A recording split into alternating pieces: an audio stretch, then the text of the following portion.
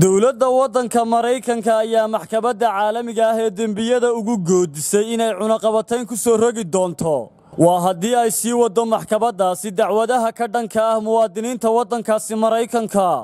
maxkamadda ayaa haatan tixgelinaysa in dacwad lagu qaado niman waddankaasi Mareykanka u dhashay kuwaasoo tacadiyo u geystay maxaabiis reer Afghanistan.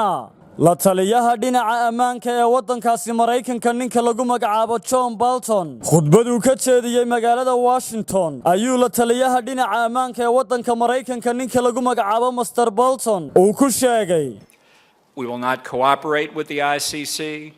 We will provide no assistance to the ICC. And we certainly will not join the ICC. haddii ay maxkamaddu ka hortimaado waddanka Mareykanka iskama aamusi doono waxaan annaguna dhinaca iyaga ka dacweyn doonaa sharciga dembiyada ee waddanka Mareykanka waxaa sidaa maxkamaddu samaysay si la mid ah ku samayn doonaa shirkadaha iyo wadamada maxkamaddaasi ICC ka caawiya baaritaanada ay ku sameynayaan muwaadiniinta waddanka Mareykanka.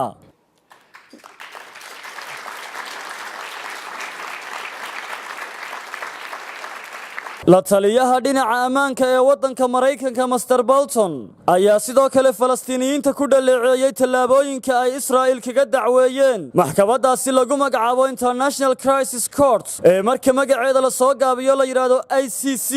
Falastiiniyiintaas oo dawladda waddanka Israa'iil ku eedeeyay in ay gese ka geysteen tacadiyo dhanka bini'aadanka. Saciid Axmed Tamreyse wararka telefishinka caalamiga ah ee Star.